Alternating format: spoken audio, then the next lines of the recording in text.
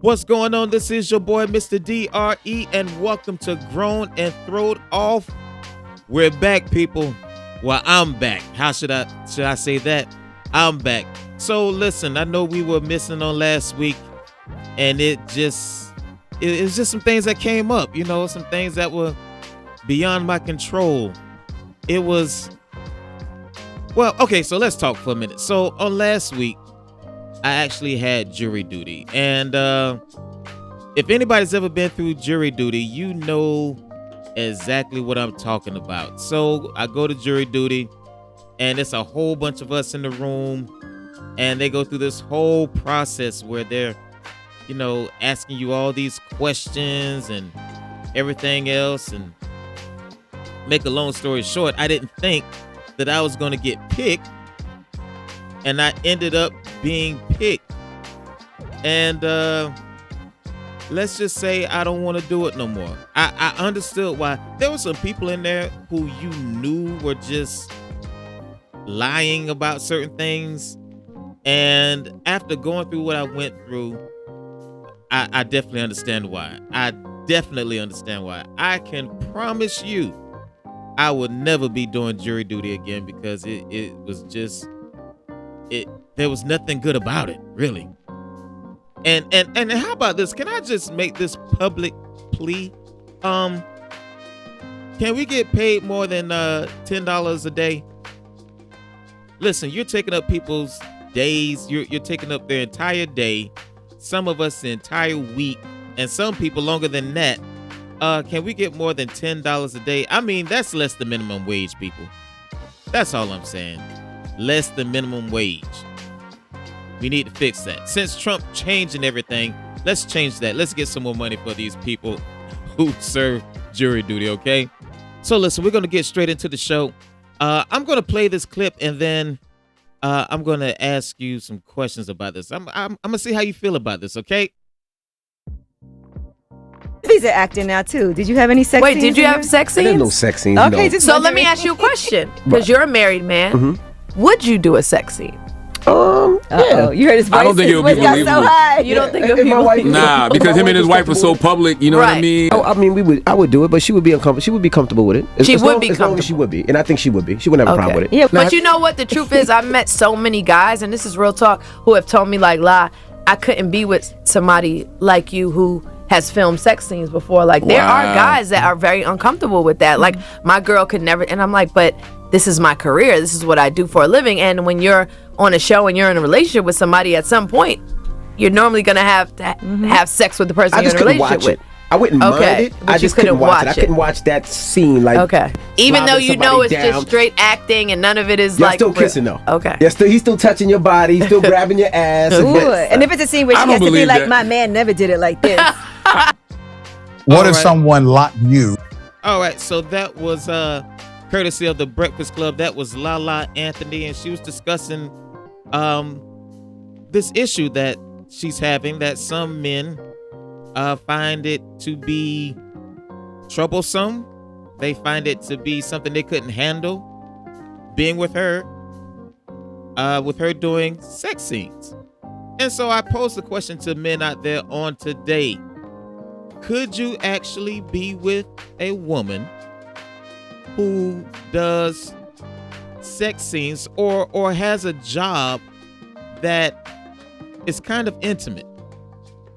Could you be with a woman that has a job that does intimate things with other men or other women, but it's part of their job?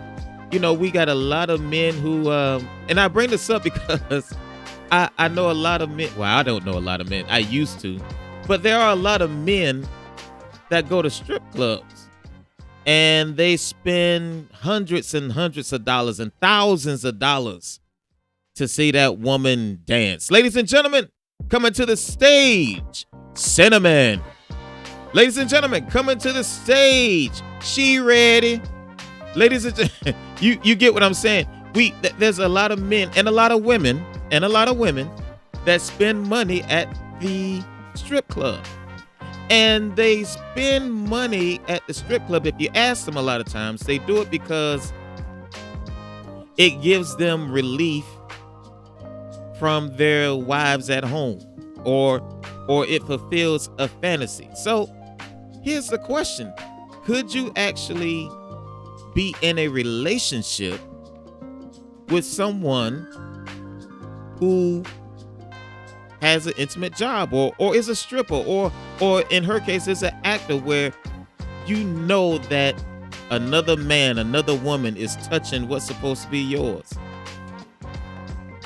Yeah, to make you think, huh? So how is it that you can spend so much money on your quote unquote fantasy, but then you don't want the fantasy?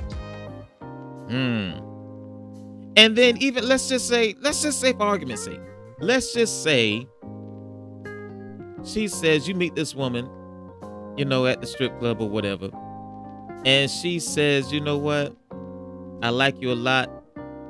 I'm gonna stop stripping. Could you deal with that? Would you still be able to look at her as wife material? It's something to think about. That's all I'm saying. It's something to think about. Me personally, could I do it?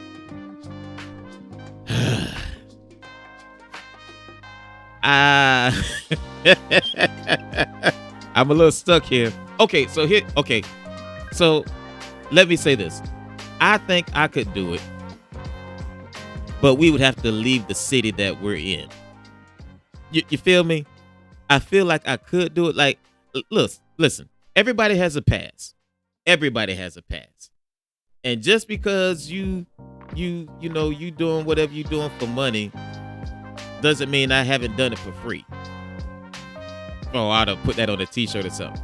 But so everybody has a past. But what I could not do is meet a young lady who's been stripping at, whatever. I don't even know a lot of the strip club names no more, but you stripping at this popular strip club, and then we decide to date, and then we take it serious and we stay in the same city.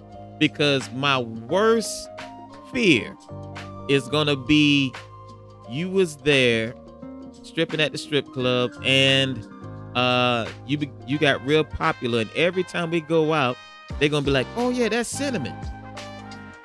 Oh yeah, I remember. What's going on, Cinnamon? See, it's gonna be a problem. I'm telling you, it's going to be a problem. And God forbid, she's been giving out private parties. And those who are familiar with that scene, you know what I'm talking about. But anyway, I don't know if I could do it. I'm just saying, well, I could do it, but we probably would have to leave the city, if not the state. That's all I'm saying. It makes you think. And it ought to make you think, maybe there's certain things I don't want to do because I don't know what my future may hold. That's all I'm saying. Speaking of strippers, so there are reasons, as I stated earlier, that men like to go to strip clubs. And a lot of times it's because they are trying to fulfill a fantasy. They are trying to see something they may not get at home. And so if you've ever been to if you've been to different strip clubs, there are certain strip clubs that have more Caucasian guests, and there are some that have more black guests. And so normally you can tell the difference between the women. So this is now I can't I can't prove this, but it seems like a lot of times the Caucasian strip club has women that have, they're all about the breasts. They love the breasts. Versus the black strip clubs that are more about the butt. It just, I don't know if this is on purpose. It just seems like that. If I'm wrong, someone can tell me. But based on my experience, the times I have been, based on other people I have talked to, both white and black, that's usually how it goes. It's more about the breasts with the white establishments, or that caters to the white establishment, the white audience, and the black audience normally has the butt. The focus is on the butt. I mean, they can have no chest at all, but as long as that butt is hitting, that's what it is. And so there's always been this stereotype that black men, seem to like curves a little more than white men. That's just been out there. You know, you can call it a rumor, you can call it a stereotype. It just seems like black men tend to like the bottom. You know, they focus more on the bottom more than the top. And so that's just what it is. Well, can we call it a stereotype any longer? Because according to the University of Texas, black men like the butt twice as much as white men. Yes, you heard it. Black men like the butt, a bigger butt, more than twice as much as white men do. Where they came up with this study, why they started studying this, I have no clue. But based on their study, their scientific study, see, this is no longer a stereotype. This is no longer a rumor. This is scientifically proven based on their studies. And they also looked at dating sites where people talk about what they're looking for in a woman and things of that nature.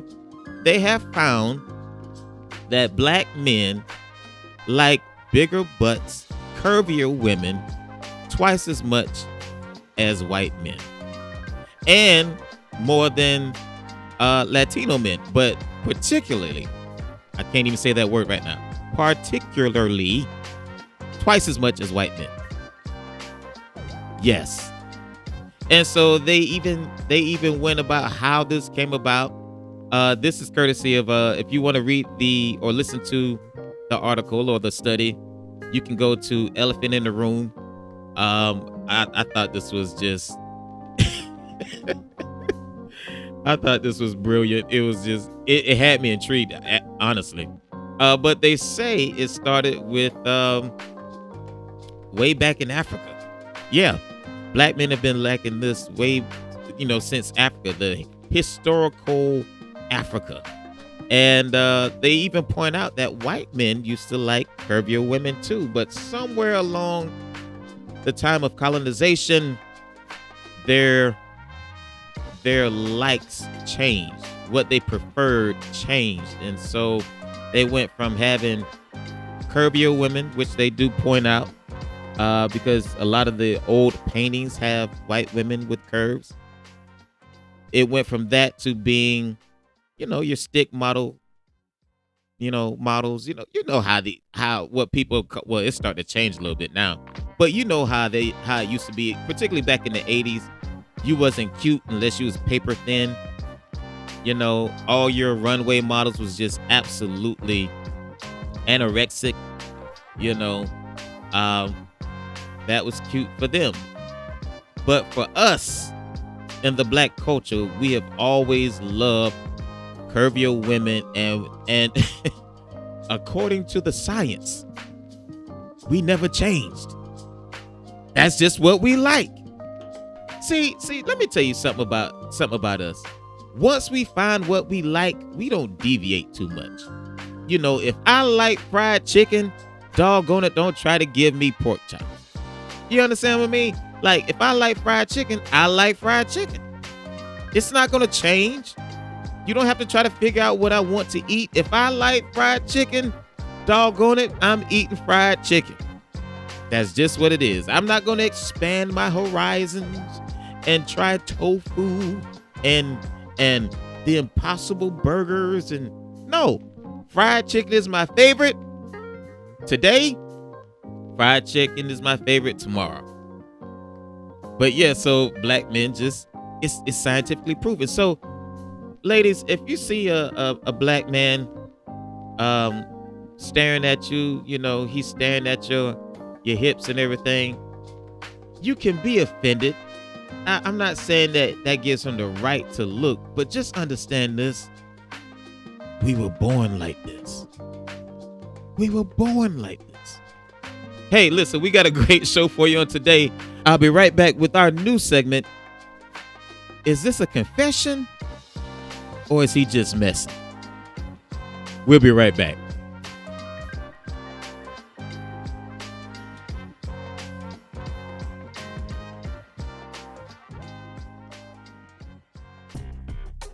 This is Mr. D.R.E. Let me introduce you to David Stewart. David Stewart is the founder and chairman of IT provider Worldwide Technology. Stewart grew up in a segregated South with 7 siblings. His father worked as a mechanic, janitor, and trash collector. After graduating from Central Missouri University, he worked in sales for the Missouri Pacific Railroad, Union Pacific, and FedEx before co-founding Worldwide Technology in 1990. In the early days, Stewart sometimes went without a paycheck and once watched his car get repossessed from the office parking lot. Today, he is the majority owner of the $20 billion company whose customers include Citi, Verizon, and the federal government. Stewart donated $1.3 million to the University of Missouri St. Louis in 2018 to create the David and Thelma Stewart Institute for Jazz Studies. David Stewart net worth currently is $11.4 billion. He is the richest black man in the United States. Black excellence. G.T.O. Say your piece.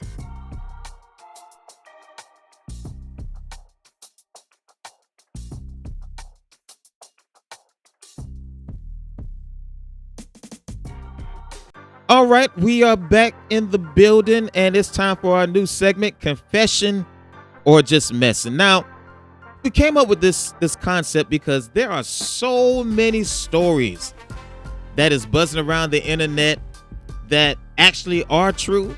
And then I believe that there are some stories that are just, as the young folk would say, cap. So, we just came up with this concept, and I'm going to give you a story and you tell me what you think. Is it confession or just messing? Okay, so here's the story.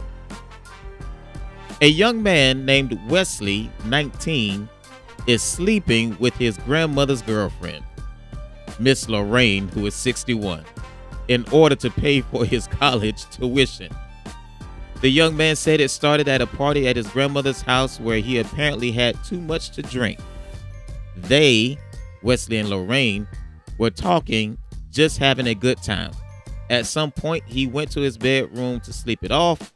While in the bedroom, Wesley says he was awakened by Miss Lorraine on top of him. A couple of days later, Wesley would bump into Lorraine at a store and bring up the situation. Miss Lorraine would let Wesley know that it had been a fantasy of hers, about being with a younger man, and was curious what he was working with. Later that day, they would hook up again, and it began a situation between the two. Months into the situation, they would be in the midst of having a quickie in the car, and his grandmother would catch them in the act. Highly upset after the grandmother catches her grandson and her girlfriend having sex, she would try to confront her girlfriend She would try to confront her girlfriend, but she was half naked and got away. Okay, that's what they were trying to say. Wesley tried to talk. Wesley tries to talk to his grandmother and calm her down, but she was not trying to hear it. Later that day, after things have seemingly calmed down, he tells his grandmother how it all started, but also tells his grandmother about all that Lorraine is doing for him including help pay for his college. His grandmother, highly upset, does not like the situation, but is holding her peace and not telling the rest of the family in order for him to keep getting help with his college tuition. Ladies and gentlemen, is it a confession or just messing? We'll have the results a little later, okay? All right, let's get into trending news on today. Listen, that boy, Mr. LeBron James has just hit another milestone. This man is making history. He has scored a total of 50,000. Well, he's over 50,000 now, but he is the only player in NBA history to score 50,000 points. And it's not even close. This man is doing something unprecedented. You know, when you compare him to other greats in the sport, you got to put him on the Mount Rushmore of sports, not just the NBA, but of sports. He scored 50,000 points while he was playing. The Lakers were playing the Pelicans. And by the way, he didn't do it coming off the bench. He didn't have a bad game. He actually had a really good game, scoring over 30. Him and Luka scoring over 30 points. What can you say about that boy, LeBron? I can't even. If you don't call him the GOAT, you gotta call him that boy. That boy, B-O-I. You gotta call him that boy. 50,000 points. I think second, if I'm not mistaken, is like Kareem Abdul-Jabbar when you combine the season stats and the playoff stats. I think Kareem comes in second with 44,000, but LeBron and LeBron alone is in the 50K club.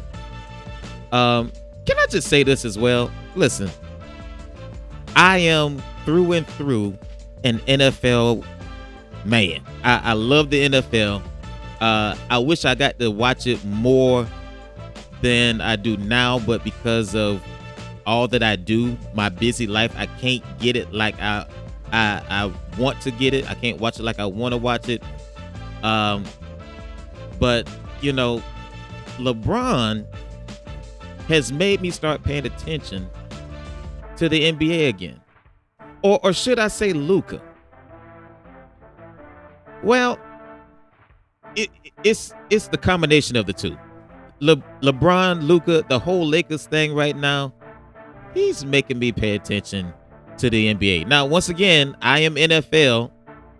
I am definitely college football. But before this whole renaissance of the Lakers and Luka and LeBron getting together, it was just the NFL and NCAA football. Now, he's making me tune into at least some of the game. You know, when the Lakers are on, and I've never been a Lakers fan. I've always respected LeBron, but I've never been a Lakers fan. But man, it's getting good. That's all I got to say. It is getting good, getting really good. LeBron, 50,000 points. Like I said, if you don't call him the GOAT, you got to call him that boy. I mean, we're talking about, 4 championships? He has 3 MVPs, I believe, 2 or 3 MVPs. He leads all statistics as far as points. He's top 5 in assists. He's that boy. He's that boy. So shout out to LeBron. Congratulations.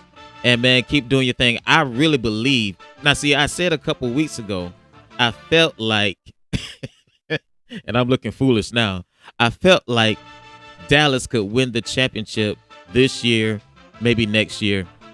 I felt like they won the trade short term because Anthony Davis and Kyrie Irving on the same team kind of puts you in the mind of Kobe and Shaq, you know, and then they just had the right, you know, you got Klay Thompson out there, you know, they just had the right combination of players.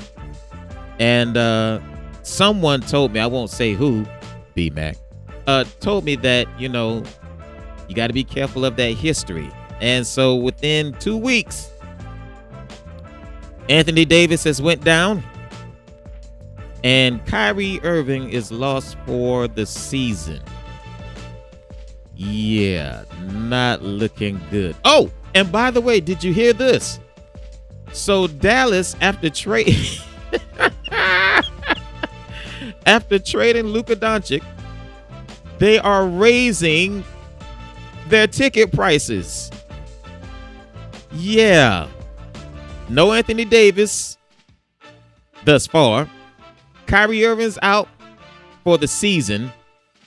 Their top 4 starters, I believe, are out. And you pick this moment to tell your season ticket holders, hey, by the way, we're raising the ticket prices, I think they said by 8 or 9%. Congratulations, Dallas. Hope it works out for you. In other news, so Lizzo, I don't know how many remember Lizzo. She's a, was she an R&B singer or hip hop artist? I'm not sure what she is. All I know, or what she classifies as, but she was known for, you know, playing the flute and, you know, just having a pretty good career. Music was doing pretty good. But she was a BBW. I just call her that. She was a BBW, and she was pretty, by the way. I thought she was pretty. But yeah, she's back in the news. So let's go back a little bit. And at some point, either last year or the year prior, she had a time. She got to the point where she was just going to walk away from the music industry because she was being fat shamed. And then, if my memory serves me right, she was in this some kind of grievance with her and the dancers that she hired. They were saying some things about her, some things that she made them do. All that being said, she was at a rough spot in her life, representing big women, and so she took a break, which I definitely can understand that. You know, when you got a lot going on in your life, it's good when you can take a break. If you have the ability to take a break when things are getting rough, take a break. Lord knows I wish I could take one. But anyway, so she took a break, and while she was taking this break from her career and from the public eye, she decided to do something for herself, and that was to get in shape. And so at the Oscars? At the Oscars, she showed off her new body. She has dropped a lot of weight, looking beautiful to me, just looking absolutely beautiful.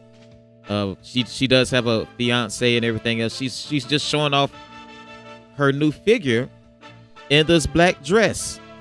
And wouldn't you know it, people still ain't satisfied. Yep. People are now saying, how dare she, basically. I mean, this woman cannot win. She can't win. So now there are people saying she dropped all this weight, and it seems like she is contradicting herself because she was all about, you know, big woman love, or, you know, loving yourself, basically. And so now people are mad at her about that. Listen, you cannot, how should I say this? You can't satisfy lonely people. I guess it's the best way I can put it. You can't satisfy, you can't do enough for some people. Like people who got issues, who ain't got nothing to do, they always in the news, they always commenting about something. First you comment because she was too big. Now you comment because she's too small. I mean, Lord, what is it? What does this woman have to do? I just don't get it. And so I'll just say to her, if she ever hears this, Lizzo, you looking good, baby. And listen, don't you worry about what other people are saying. You can't satisfy miserable folk. Do what you want to do, but make sure you do it for you. Whatever you do, make sure you do it for you. And I'm waiting for her to really get out there in the public eye and really show what she's about. It's amazing how some people just, how they say misery loves company. Some people just live a miserable life and they want to make sure that you live one too. Let's see another news. Guess what, people? Sammy Sosa. Hey, welcome back to the club, man. Yes, Sammy Sosa is black once again. For those who don't know, a few years ago, Sammy Sosa went through this transformation, this metamorphosis, this bleaching of his skin. I don't know who all saw it, but Sammy Sosa, yes, Sammy Sosa, who used to play for the Chicago Cubs, yes, that Sammy Sosa who was in the home run race with Mark McGwire, that Sammy Sosa ended up bleaching his skin, and he was white. He was just white. He was the same complexion as who was Brad? He was the same complexion as Brad Pitt, or his wife, or his girlfriend at the time, should I say? But he was just white. And he caught some flack as to why, he bleached his skin. People wasn't really hating on him. I guess people were more confused than anything. Like, why would you do this to yourself? Well, recent photos have shown that he is once again African American or dark skinned. Yeah. So, like I said, welcome back to the club, man. I will say that, the dark skin fits you a lot better. Now, let me ask y'all something. Is it me, or did he not look like Eddie Murphy in Coming to America? You remember the light-skinned guy who was talking about, what about Rocky Marciano in the barbershop? The real light-skinned guy with the hat and the glasses? Every time I saw a picture of Sammy Sosa, that's just who I thought of. I don't know why. Maybe it's because he was wearing the hat at the time and the way he was dressed as well. But I always thought about that character. But yeah, welcome back to the club, bro. We need you at this time. We need you, bro. Let's see. In other news, so we do have some bad news to pass on. Some news I wish I didn't have to report on. There is a young man by the name of Caleb Wilson, who recently passed because of what they're calling a frat ritual that took place not too long ago. He was going to Southern University, and apparently during the ritual, it caused complications or something happened, because they haven't released a lot of information about this case, about exactly what he died from. But all that is being said is that he was going through a frat ritual, and they're saying that it happened off campus, because many people were talking about, what part does Southern University play in this, and how could they let this happen? Well, they're saying that it was off campus from what I was reading. But yeah, this young man who had a bright future has passed. And just a tragic, very tragic story that this young man passed away. From what I understand, he was looking at being an engineer, I believe. And everybody who knew him just says that he had a bright future ahead of him, and he was just a fun-loving guy. And it bothers me sometimes that we lose, whether it be black or white.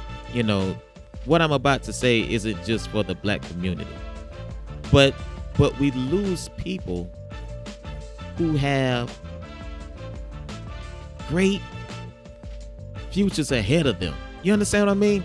Like they're on the brink of greatness, and you just know that they're gonna be that they're gonna be somebody, that they may even change the world. And we lose people like that to, sometimes gun violence, but sometimes we just lose them to bad decisions. Honestly, we lose them to bad decisions. And so his death has reignited the talk about getting hazing out of the frat life, the frat rituals. But he was pledging Omega Psi-Phi, and just a tragic story. And so, of course, when that came out, there were a lot of people that came out and started talking about how they nearly died during the hazing rituals, or things that they have experienced. And man, I wish I didn't have to report on that, but it did happen. It did happen. And so maybe this will be a tale for somebody that you have to be careful what you put yourself in, or the space that you put yourself in when you're doing when you're trying to join a fraternity or whatever it may be. I guess the bottom line is we have to make better decisions. Make sure that this next decision that you make don't be your last decision. You feel me? Yeah. So shout out to Caleb Wilson. Definitely praying for his family. And we're just praying that they get through this. In other news, let's see. Oh my goodness. I could talk all day about Trump and what he's causing, because there is a lot, particularly since we were not here last week. There's so much to cover. So I'm sure, unless you've been under a rock, you've heard about the Zelensky thing, how he did the president of Ukraine, how he basically disrespected that man, tried to bully that man, and he's treating our nation like it's a reality show. Like it's a reality show. Not understanding that there are real consequences to what he's doing. But so yeah, we had the whole thing with Zelensky, how he disrespected the president of Ukraine, and he was talking about trying to get the mineral deal. And I said this a couple weeks ago. You can go back and listen to it. I talked about the mineral deal that he was trying to secure with Ukraine because the U.S. had been helping Ukraine financially fight the war. And just so you know, and I believe I said it on the previous episode, I did not have a problem with him trying to maybe secure some finances, secure a mineral deal for the U.S. because supporting a war does cost. But what I said was, you have to be diplomatic about the situation. I said it. I said you can't bully people and expect things to go right. And sure enough, that's what ended up happening. He tried to bully Zelensky, and that puppet J.D. Vance start talking noise, and yeah, totally disrespected, totally undiplomatic, and let's just say it has caused a ripple effect because now there are a lot of European nations coming to Zelensky's defense and coming to his aid about helping him with the war with Russia. And it's just not a good look. It's just not a good look. One thing I will point out, and I'm going to leave that part alone because we got other news to get into. One thing I will point out is that someone, I can't remember if it was J.D. Vance or someone in the room when this meeting is taking place, asked Zelensky, why don't you wear a suit? Do you not own any suits?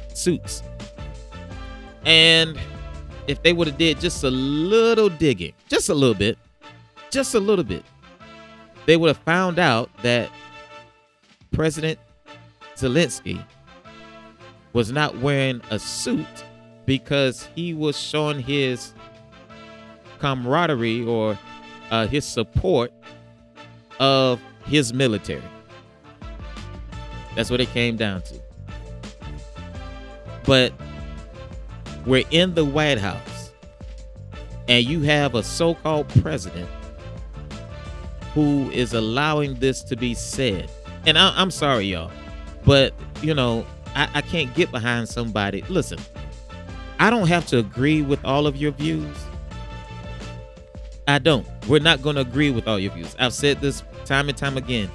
There are some things that Trump says that I do like. There are some things he says that I don't like, or he does that I don't like. But what I cannot get behind is someone who just openly disrespects anybody, and that goes for anyone. The moment you start disrespecting somebody who has never disrespected you, I can't get behind you. You know, it's shameful that he is our president, but once again, this is what you all chose. Some of you, this is what you chose. You knew his background, you knew where he came from, you knew all the charges against him, you knew all the things he was found guilty of, and yet this is what you chose. Now, Republican or Democrat, I don't care where you stand, but there has to be something said to someone who is just totally disrespectful. And while we're talking about this suit anyway, how is it that someone had the audacity to call out Zelensky about his suit and ain't no one saying nothing about Elon? President Musk? Because last time I checked, he's always wearing a hat and t-shirt, and I haven't seen a suit on him. But because he got money, it's okay, I guess. Anyway, so much going on with Trump and this administration. Let's see. The VA is cutting jobs. Veteran Affairs, they're cutting jobs because it has been ordered by our government. The CIA, who just hired a lot of agents, are now firing their agents, the ones that just came aboard, because it's been ordered by our government. What else? You know, Canada, which, listen, I don't know the guy's name. I don't know his name, but I'm totally with him. I can't remember his name, but I'm totally with him. Canada, because this administration is trying to bully Canada, has said, okay, you want to play hardball? Cool. Where their Canada as a country is threatening to cut off their energy, which gives energy to a lot of our northern states. Also, they have pulled all U.S. liquor, alcohol from their Canadian shelves. And you might be saying, "Oh, okay. Well, don't take it so lightly because they are the number one consumers of American liquor." Also, this is the same country who builds a lot of our products, a lot of our, how should I say, a lot of our parts for our cars. Yeah. This government has just lost their mind. And by the way, did you know that a lot of our oil comes from Canada? Yeah. And this is the people you want to piss off? Someone that was such a great ally to us? This is your plan to give them tariffs, and they've already said that whatever tariffs, basically I'm paraphrasing now, but whatever tariffs that is implemented by this government, they will match it dollar for dollar. Yep. This is what this president wants. This is what your president is doing. And let me just say this. I will give props to this guy. Again, I believe he's the premier of Canada. But he has came on CNN and other outlets, and he has made it very clear, which I love this about him, because he leaves no doubt as to why this is happening. He says, "I have no problem with the American people. I love the American people." He said, "I've talked to many congressmen and senators. Don't have a problem with them. I've talked to a lot of business owners, and all of them agree that, this should not be happening." And he points the finger straight at the person who's causing all this. He says, "I have no problem with America. I have a problem with one person, just one. And that is your president, President Trump." So, there's no, and I like that because, the Republicans and Trump would try to spin this as, something, hey, he might say DEI did this, but, he can't spin it on Democrats. He can't spin it on anybody else. He has to eat this one because that gentleman made it very clear. None of the people, the congressmen, the senators, none of the people that he's talked to believe this is a good idea. He doesn't have a problem with America at all. It's just one person. Just one. Y'all are going to let this man cause us to be in World War III. And the sad part is we won't have any allies. Yeah. I'm telling you, it's crazy. Oh, by the way, another report. Yeah. So unemployment. Well, is it unemployment? Let me make sure I get this right because I don't want to lie. Okay, so the U.S. has had more layoffs this past February than has ever been done since 2020. More layoffs have happened in February of this year. More layoffs have happened. They haven't seen this many layoffs in the U.S. since 2020. Can someone tell me who was the president? This is a nice Jeopardy question. Who was the president in 2020. Let's think about this. Let's see. Who was the president? Let's think. Was it Bush? No. Let's see. Was it Barack Obama? No. Was it Joe Biden? No. Well, who was the president in 2020? Allow me to reintroduce myself. My name is Trump. Yeah. Are we seeing a pattern here? Have we gotten it? Has anybody paid attention to this? Yeah. Trump was president in 2020. That was the last time they saw this big of a layoff in the U.S. job market. And this came from NBC News. And I quote this verbatim. It says, even as cuts accelerated and uncertainty rises for business and consumers alike in the U.S., the economy retains many of the underlying strengths Trump, guess what, inherited upon taking office. So the economy, what they're saying basically is the economy is still okay only because Trump inherited a great economy. Let that sink in, people.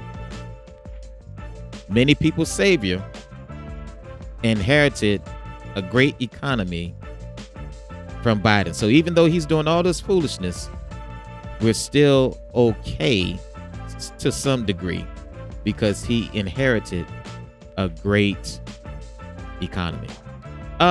Listen, that is all for trending news. Listen, we'll be right back with the G.T.O topic of the day. Stay tuned.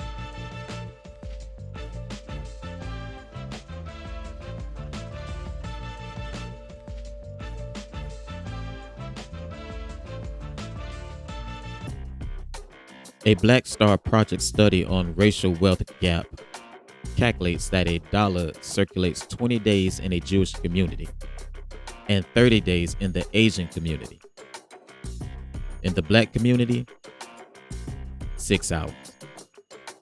The Federal Reserve reports that Black families have about 15 cents in wealth for every $1 that white families have.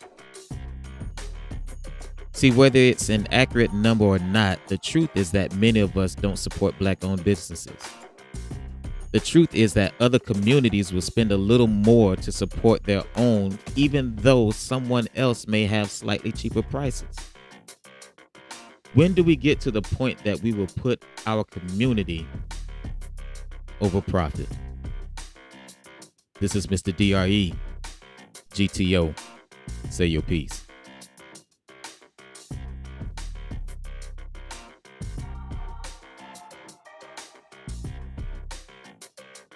So here's the story. A young man named Wesley, 19, is sleeping with his grandmother's girlfriend, Miss Lorraine, who is 61, in order to pay for his college tuition. The young man said it started at a party at his grandmother's house where he apparently had too much to drink. They, Wesley and Lorraine, were talking, just having a good time. At some point, he went to his bedroom to sleep it off. While in the bedroom, Wesley says he was awakened by Miss Lorraine on top of him. A couple of days later, Wesley would bump into Lorraine at a store and bring up the situation. Miss Lorraine would let Wesley know that it had been a fantasy of hers about being with a younger man and was curious what he was working with. Later that day, they would hook up again and it began a situation between the two. Months into the situation, they would be in the midst of having a quickie in the car and his grandmother would catch them in the act. Highly upset after the grandmother catches her grandson and her girlfriend having sex, she would try to confront her girlfriend by, let me see. She would try to confront her girlfriend, but she was half naked and got away. Okay, that's what they were trying to say. Wesley tried to talk. Wesley tries to talk to his grandmother and calm her down, but she was not trying to hear it.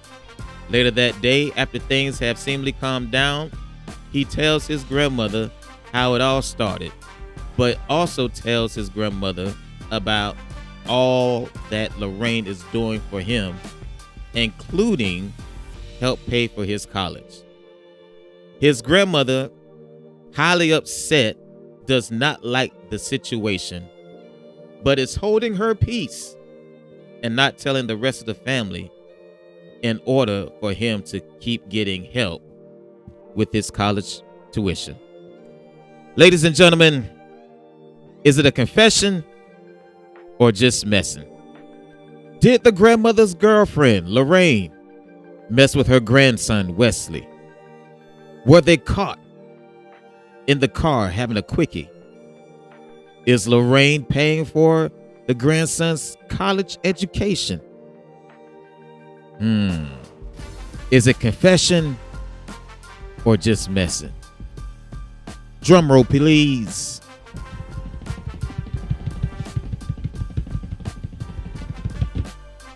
This is just messing. It's just messing. Yeah, this isn't a true story, but it is a good story. This is a good story, though, because honestly, this could be plausible. Yeah, I could definitely see this happening just based on some things. But no, this is a fabricated story. But it makes me want to, I don't know. I wouldn't mind. I ain't gonna lie. I wouldn't mind maybe reading a book with this kind of plot in it. But yeah, totally fabricated. Just messing. All right. Okay, so let's get into the main topic, the G.T.O topic of the day. My topic of the day is, are you maximizing the moment?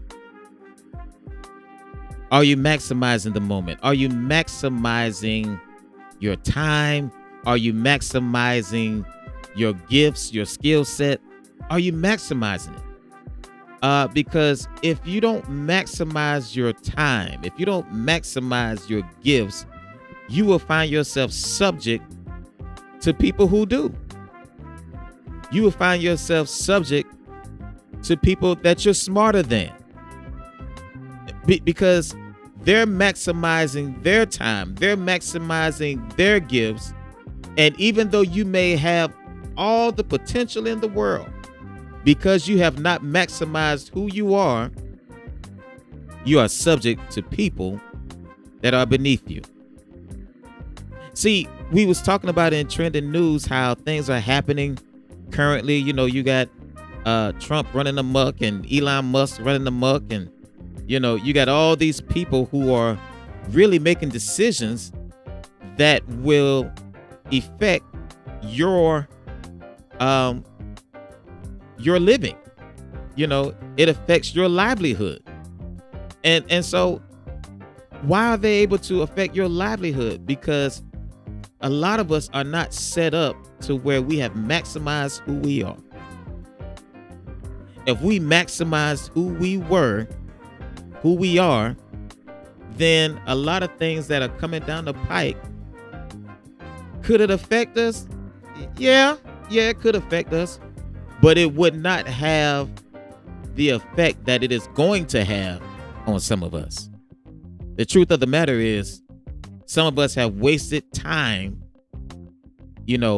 being comfortable, wasted time being lazy, and not maximizing exactly all the gifts that we have. And because we've done that, we are subject to someone else, or subject to what happens, what decisions other people make for us. I saw a statistic not too long ago. It said the average 20-year-old, which is the Gen Z generation, the average 20-year-old spends around 6 hours and 5 minutes on their phone per day. Let that sink in. The average 20-year-old, this is someone out of high school, potentially in college. They have their whole life ahead of them. The average 20-year-old, Gen Z, spends around 6 hours and 5 minutes on their phone per day. The average 20-year-old spends 6 to 10 hours per week playing video games. Let that sink in. 6 hours and 5 minutes per day on the phone, 6 to 10 hours per week playing video games. So we're talking about your average 20-year-old spending over 50 hours dedicated to something that's not going to change their life. Dedicated to leisure time or fun time, however you want to name it. 50 hours. Do you understand that is more hours than a regular full-time job? In other words, people are spending, your average 20-year-old is spending a full-time job and overtime on the phone and playing video games. I wonder how far a person could get, that average 20-year-old, how far along they could be if they just cut that time in half. Instead of 50 plus hours, maybe it was 20 hours or 25 hours dedicated to becoming a better person, dedicated to finding out their goals, reaching their goals, dedicated to education, just dedicated to building themselves, really. 50 plus hours, all for enjoyment. And we wonder why we're not further along in life. And that's for enjoyment. We're not even talking about, how much time you spend sleeping, how much time you spend doing other things. That was just particularly with the phone and with video games. So it could very well be that your average 20-year-old spends 10 hours, 12 hours, half the day, doing things that's not productive, doesn't enhance them in any way. And it's not all about education, but you're not educating yourself, you're not reading any books, you're not exercising, helping your body. Here's another thing that a lot of us don't do, and I pointed out 20-year-olds because that's our future. I want to make that very clear. I pointed out 20-year-olds because that's the future. Those are the people coming up. But truth be told, there are a lot of older people in their 40s, in their 50s, in their 30s who spend a lot of time just doing nothing. Fun time. And so we're in the same boat. We spend a lot of time, leisure time, just doing nothing. And we wonder why we're not further along. We wonder why we haven't reached our goals. Here's something that, as I was saying, this is something that we need to think about. How many of us actually spend time, hear me, How many of us actually spend time thinking? Thinking. How many of us spend time actually thinking? Now, before you say that's a stupid question, I want you to understand what I'm asking. How many of us spend time thinking? In other words, we shut off everything. We shut off the phone. We shut off the TV. We shut off news. We shut off everything. We get by ourselves and we decompress from our day and we think about things that are productive. We actually sit there and think instead of being told everything. See, that's one thing about the phone that I feel has really hurt a lot of us is the phone tells you what to think. It is the modern day TV. It is the modern day program. And so the whole time you're on the phone, whether you're on Facebook or Snapchat or Instagram or YouTube, you know, at that moment, you are filling yourself up with whatever you're listening to, whatever you're looking at. But how many of us actually take the time to cut everything off and sit there and let our minds generate thoughts, let our minds generate ideas, let our minds to where we get to a point where we figure out who we are, what are our gifts, what are we good at. You could be the next billionaire, but because you don't take time to think, you never become what you were supposed to become. You got a great skill set. You got great natural ability, but you never took the time to train yourself, to develop that idea. Because you only thought it came, you know, there have been some times that I've had great ideas. Great ideas. But at the moment, I didn't take time to develop it. And guess what? The very idea that I thought of years ago, I see somebody else doing. Now, is it their fault? No. The thing is, they took the time to develop it, and I didn't.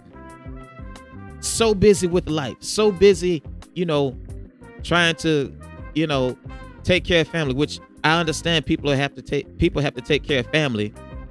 I'm not, you know, discounting that. But I spent so much time taking care of family and worrying about everybody else till I didn't take the time to just shut everything else off and figure out what I want, who I am, you know, what's best for my life. You can be the next billionaire. You can have enough talent, enough skill to be the next billionaire. But are you taking time to develop that skill, taking time to develop that thought, that idea that you have? Many of us have become slaves to the phone, slaves to entertainment, slaves to our job. Everybody else gets more of us than us. Ain't that a trip? Everybody gets more of you except you. Let me share this with you. I was working as a property manager a few years back. And as a property manager, I took my job very, very seriously. Very seriously. I come from a family that believe you give people more than what they ask for. You've heard me say that many times if you follow the podcast. My family trained me like that. You give more than what they ask for. And so here I am, a property manager. But here was the problem. I gave more than what they asked for. That wasn't the problem. The problem was I gave them too much. I gave them way too much. I made that job 24 hours a day, 7 days a week. I was committed to that job. I would be up in the middle of the night, 3 o'clock in the morning, 4 o'clock in the morning, thinking about how I could make that job better. Be up in the middle of the night, thinking about what all I had to do for the job. You know, just up all times of night, thinking about the job. And then one day, after, the job taking over my life, I decided that I was going to move on. I saw another job I was looking at. I thought it might be a better career move because I did like my job, but I thought this might be a good career move. This job I heard, growing up, it was one of those jobs that people said, well, if you get with them, then, you won't have anything to worry about. And my reason for leaving property management was because I figured this job I was going to retire. I was going to retire at. And so one day, I gave them my 2-week notice. Now, I had been committed to the job all this time. Made it a 24-hour-a-day job. Up in the middle of the night, thinking about how I could make the job better. Up in the middle of the night, figuring out what else I need to do for the job. We would close the office. And even after we closed, and technically I'm off, I'm still in the office 4 hours later, working, dedicated to the job. So I go to make a career change. And I've never been one to sit out of work, for a long time. Usually if I'm going to another job, I'm starting as soon as possible. I know some people like to take a week or two off to, get their mind right or whatever, and I have nothing against that. But for me, it was, let's go. So I'm getting ready to transition to the next job. I had 1 day off. 1 day. And I'll never forget this day as long as I live. I had 1 day off. And when I looked around, I'm sitting in a Walmart parking lot. And all of a sudden, while I'm sitting there, I'm asking myself, what do I do today? I'm asking myself, what do I like? I'm asking myself, okay, what now?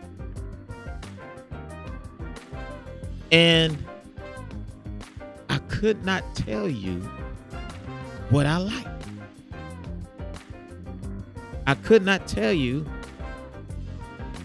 what I should do. I didn't have a plan for the day because my whole life had been wrapped around being the best property manager I could be, being faithful to, my employers and so on and so forth. And so as I'm sitting there in my car, in the Walmart parking lot, I break down in tears because the job had become my life. The job had become my identity. And without my job, I didn't know what to do. See, I understand men and women, by the way, who work their whole life, who dedicate their life to the job. And when the job is over, They don't know what to do. They go in depression. Some of them actually commit suicide because their job was their identity. I understand women who absolutely lose it and find no self-worth because their whole life was built around the kids and raising the kids and making sure the kids are okay. And then when the kids are grown and they get ready to go to college and they find themselves in a house by themselves, they have no identity. And it drives them crazy. It drives them crazy. And so, with me being in that moment, I realized that I had no clue what to do. I had no clue who I really was. I had no clue, can I be honest, what I liked anymore, what I was good at anymore. All I knew was that job. And that's a bad place to be.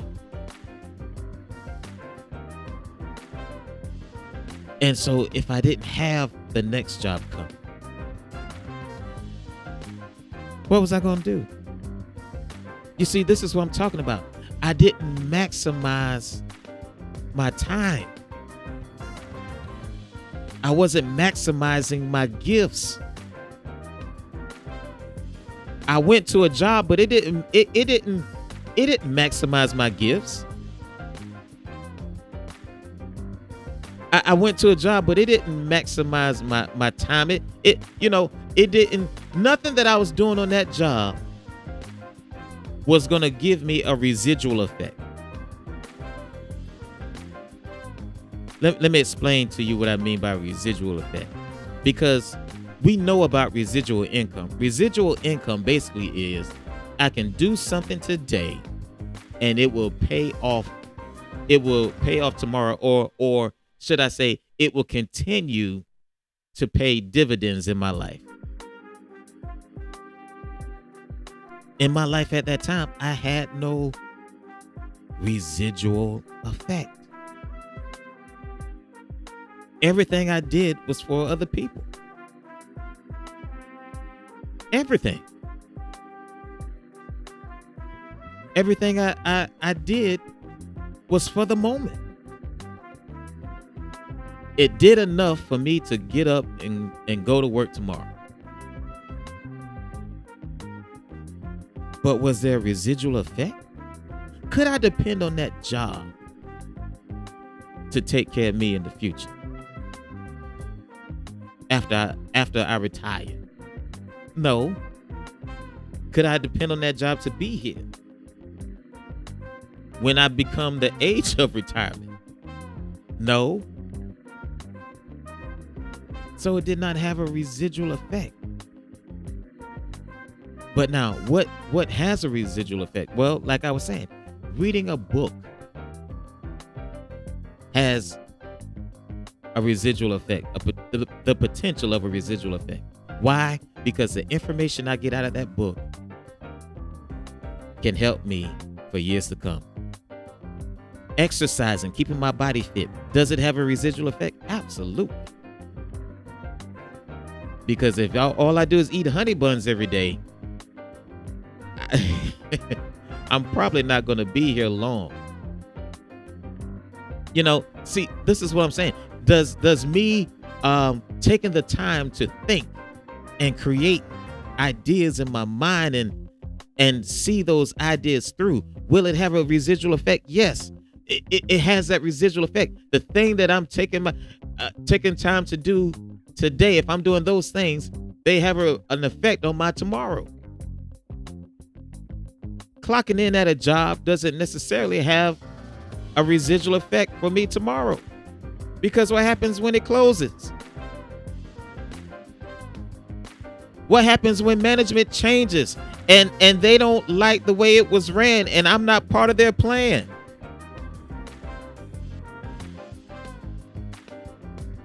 That's what I mean. What are you doing to maximize your time? What are you doing to maximize your talent, your gifts? What are you doing to maximize the moment? Some of the things I was able to do at 20, I cannot do at 40. Physically, I cannot do it. Some things that I'm doing now, I probably won't be able to do at 70. So while I'm here, while I have this opportunity, while I still have these gifts, I'm able to operate in, certain talents and certain gifts. I need to maximize it. While I have this time and I have the energy to do the things that I'm thinking about and really create a residual effect in my life, I need to maximize the moment. As I was saying to you all, my parents, my father, my mother, I thank God for them every day. I really do. Because they taught me. They instilled things in me. You know? They instilled that work ethic in me. That's why I can work around the clock. Or I could. I can't quite do it like I used to. You know, but I can, I can't. I'm like an aging athlete. You understand what I mean? Before I could work around the clock all day, every day, 1 job, 2 jobs, 3 jobs. I give it to you, all day, every day, twice on Sunday. That was me. But I'm more like an aging athlete now, as far as energy wise. I can give you all day, every day, 1 or 2 days out the week. But I do have to shut it down that 3rd day and rest a little bit because I just don't have the energy I used to have. And for those who do, God bless you, but I don't. Okay, I just don't. But I thank God for my father and my mother because they taught me. They instilled that work ethic in me. But even my mother said I created a monster. Because even with all that they taught me with the work ethic, they didn't teach me how to slow down. Their emphasis was on work, but it wasn't necessarily on, I guess, on me or how to direct my energy, my time, and make it work for me in the long run. Let me say it like this. Let me explain. So, growing up, my mother and my father were workers. They were hard workers. They provided a life for me and my brother that I still cling on to this day. They put a dream inside me, showed me what life could be like. My mother was a car salesman. Worked very hard. She was also at one time a real estate agent. Worked very hard. My father was a construction worker. Worked very hard. Honed his craft. Worked very hard. And I got my work ethic from them. I would see them go to work and work all day if need be. I would see my father work all day, all night till the job was done. I saw it. See, I didn't have those examples of someone who just worked part-time and then, just say, well, that'll do. Or just work a regular 8 hours a day and say, oh, well, this just done for the day. Whatever I don't get done, it won't get done. No, I didn't see that. I saw some beast up in the work field, in the workforce. I saw them work tirelessly. But here's something that in my mind I didn't even think about. So my mother was a car salesman. My father was a construction worker. My mother did real estate.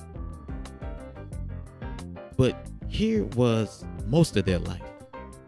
Most of their life, my mother owned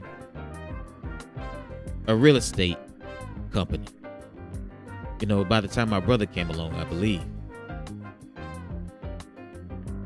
My mother and my father owned a construction company. My mother and my father owned a daycare. My mother and my father owned a signing company.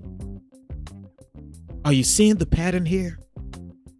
Yes, they worked and they worked and they worked. And when they got on somebody else's job, they didn't cheat them. Not one time. Not one person that my mother and my father worked for cheated their job. You can't find one supervisor that would say, oh, well, yeah, my father was lazy. My mother was lazy. They never cheated the company they were working for. But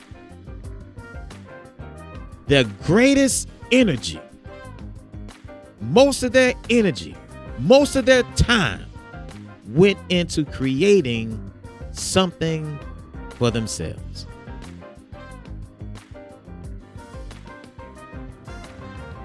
They created something for themselves. They created a legacy for the family.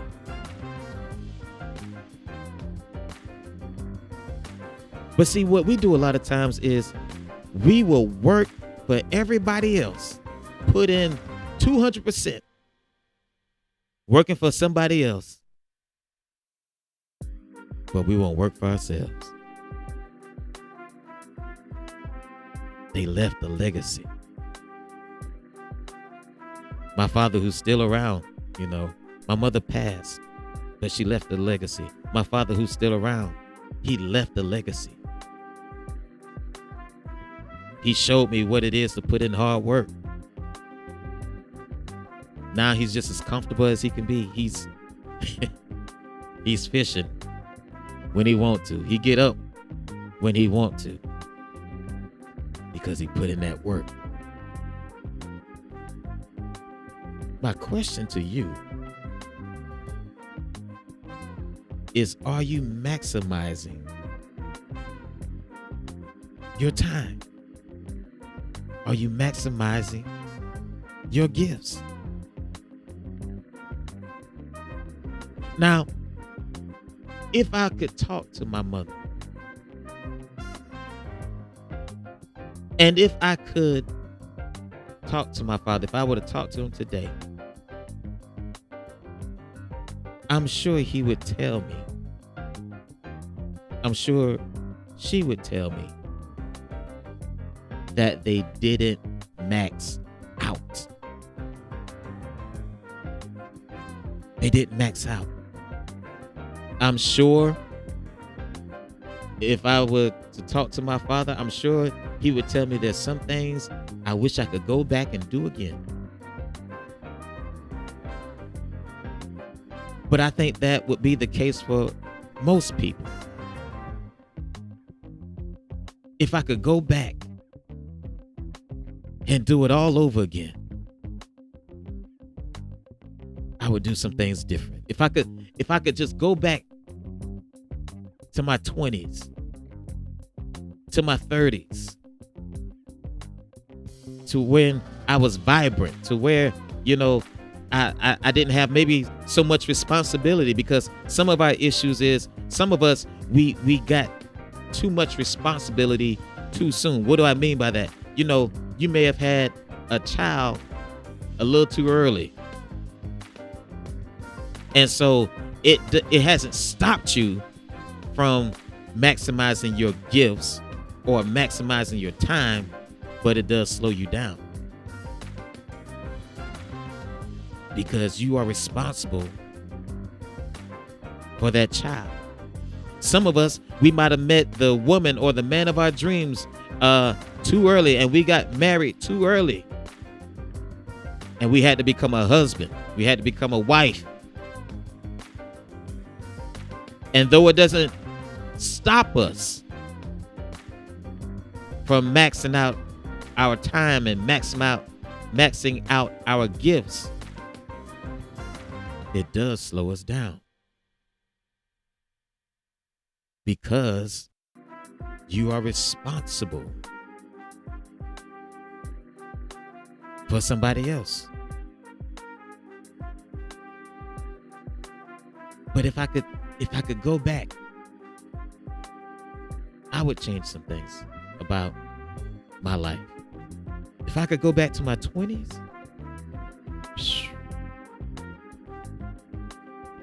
if I could go back to my 30s, I would do things different. Because I recognize that maybe I didn't give the best effort in that time period. And so now I'm playing catch up. Now I'm going full force. And it takes a little more for me to go full force now than it would have taken back then.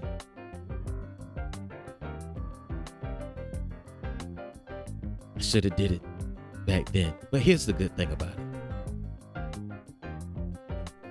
As long as you're still breathing, you can change your life. Yeah. As long as you're still breathing, you can change your life.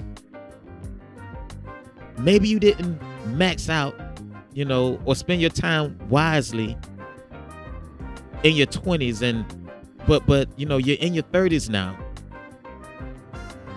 You can do it today. You can start maximizing your life today. Maybe you dug yourself in a hole in your 20s and in your 30s. But that doesn't mean that your 40s can't be the best years of your life. That doesn't mean that you can't still build an empire, that you can't still leave a legacy for your children just because you're starting in your 40s. The travesty would be if you decide my life is over, I'm too old to do it, I'm too deep in things to do it. That would be the travesty. But as long as you're breathing, you can still maximize the moment.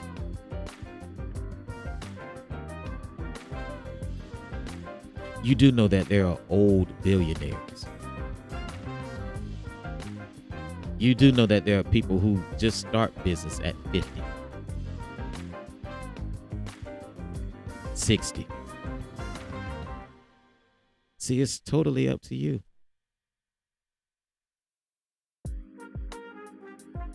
And so, as I said, I bring this up because some people are subject to whatever, the government decides. But if you max out your talents, if you max out your time, I can promise you that no matter what comes down the pipe, you will be okay. You'll be fine. Everything that I'm doing now, I'm doing for me, number one. But number two, I'm leaving legacy, y'all. That's the plan. I'm leaving legacy. I remember hearing Steve Harvey doing one of his. It might have been during the comedy tour, the Kings of Comedy. I'm not sure when he said this, but I remember him saying it. He said, "I played around in my 20s so much that I used my 30s to catch up." I'm paraphrasing. I remember him saying on He's Not Through With Me Yet. He didn't get his first car in his name till he was 38. 38. Let that sink in. 38. And now, when you look at him, whether you think he's funny or not, you gotta admit that man no business. You gotta admit that he's blessed. He went from not having a car in his name until he was 38 to now running companies worth, 100 mil. Has the ears. He has the ear of people in authority because he didn't stop dreaming. He didn't give up. He maximized the moment. Hey, this is Mr. D.R.E. G.T.O. I approve this message. We'll be back with closing remarks, okay? Stay tuned.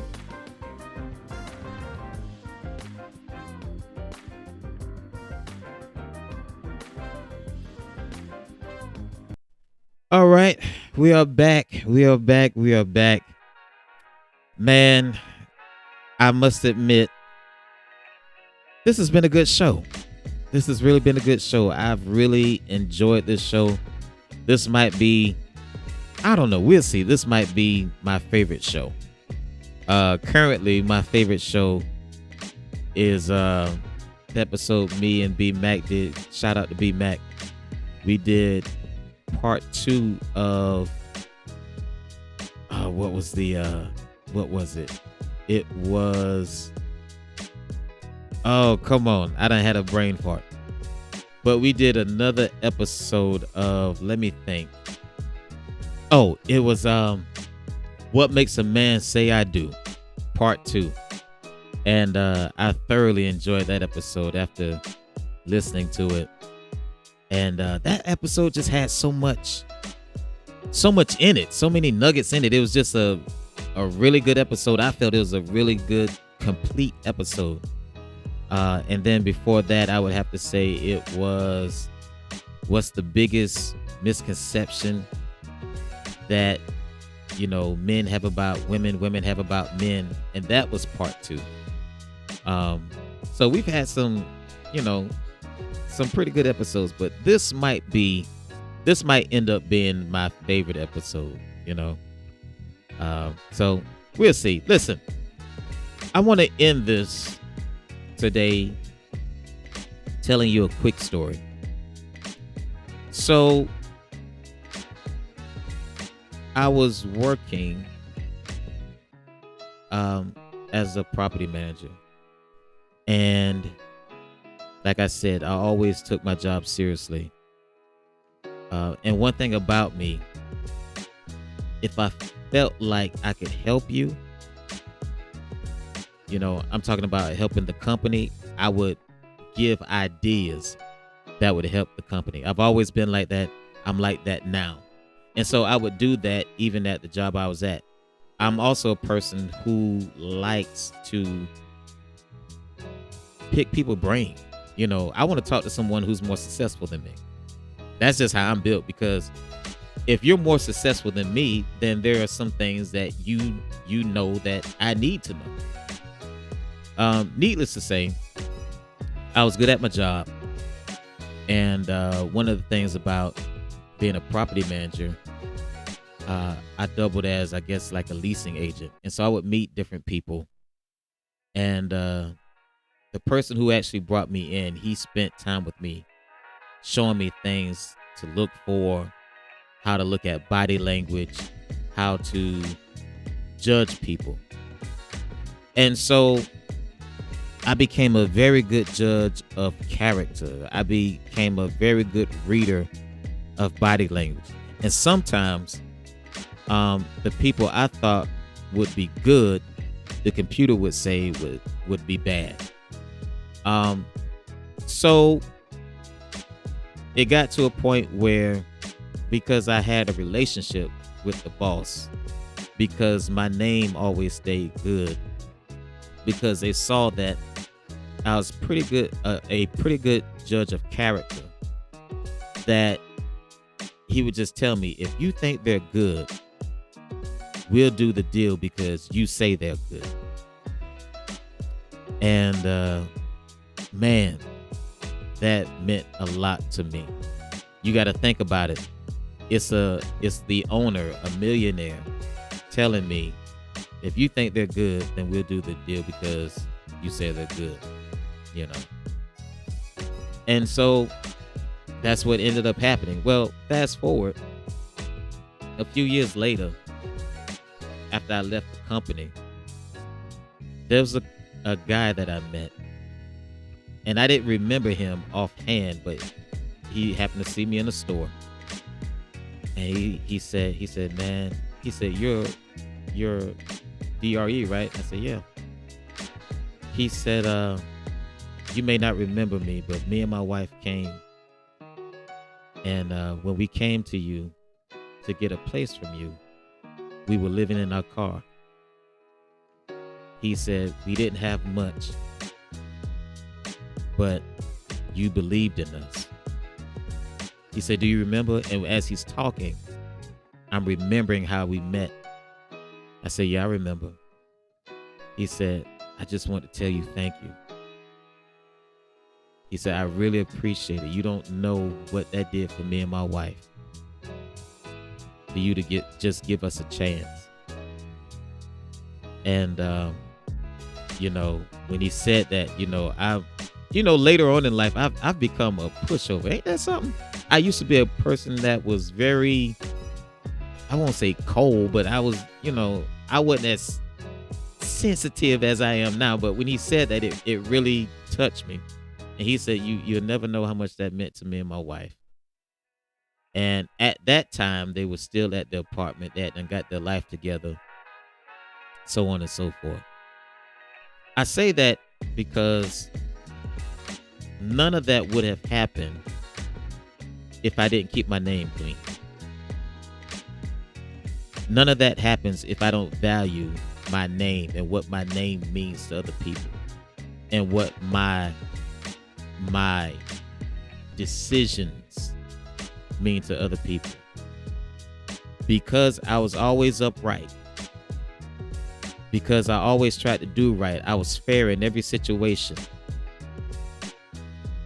because I didn't necessarily play favorites, but I wanted to make sure my name meant something, I was able to help that family. And I was able to help them go from being homeless pretty much to having a place to live. I want to tell somebody out there, don't ever give away your name. Because when you give away your name, you give away your power. And if you give away your power, you give away your ability to help those who are in need, okay? Make sure you keep your name good, all right? Hey, listen, this has been Mr. D.R.E. This has been G.T.O. Like us, subscribe to us. Peace.